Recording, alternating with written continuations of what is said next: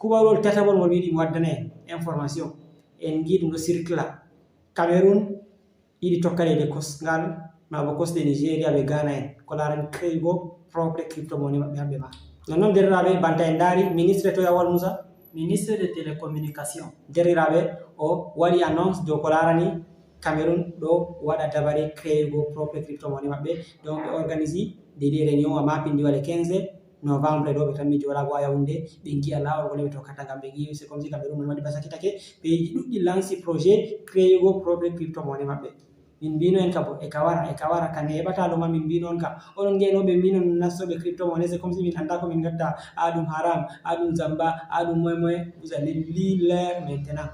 vous allez lire min mbiya on en jawi en nasti nder crypto money to en nasai ɗum tan mi warugo Cameroon fu en andana ɗum enen tan mi yarugo bone ɓen andaɓe ɗum kam hamɓe wakkati to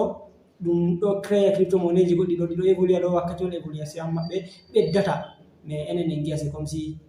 koma onon on giya c'est comme si ko min mbiyata meɗo ɗum hunde mere to onon yiyanoɓe ɗum hunde mere meɗo jotta on tammi lortago on ɗaɓɓita andugo ɗum ko keɓon andinay ɗo on ɗum bo to hakkila si toon jari bone si toon jogi nawɗum kañum waɗi mi wi'on vous allez lire woɓɓe feere mbiya ɗum waɗon no kalluɗo mi wallahi komi habdata komin kabdata piiɗe en nan min ɗo ngaɗa vidéo ji ngare naste ngaɗe ni seni goɗɗo wolwa vocal tan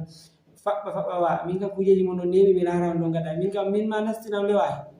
mais kujeji mon ɗo aɗo heɓa aɗo ñama feere ma kadi a yiɗi mi tefa feere am nden a yiɗi mi ñama be maɗa kam ba wigonoe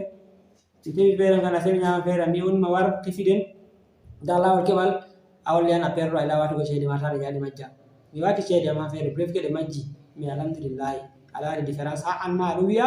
keyo miɗo heɓa miɗo ñama feere am en ñamiɗa mi tami ka famake derraɓe donc en taskite crypto money kam ɗo a yiɗi be a yiɗa fu wakkati ɗon waran dole a hutinira be maga ngam mai ɗo hani a fuɗɗa avant le temps hani a fuɗɗa diga be law ngam to a fuɗɗi lawai ɗo wakkati mai ɗo ɗum tammi warugo ko a haɓana fuɗɗa ma nangi haɓana yanoygo so wakkati ɗuɗɗum jeyta tawa je a waɗayino so ɗon seɗɗa yiɗi ko min mbawata wigo dow ko larani sungula mai ɗo e min to min keɓi information laɓɗum dow sungula mai ɗo crypto money je Cameroon mai ɗo haɓanta créugo na ba wigo ɓe créi ba eɓe bollo dow hala mai projet mai on ɓe puɗɗata jotta so no ka wayi fu min tammi matingol deriraɓe ko min mbawata wigo ne en jawi hedde koɓe créa je maɓɓe en goni en mari crypto money ji goɗɗi ɗi soduɗe instukuɗe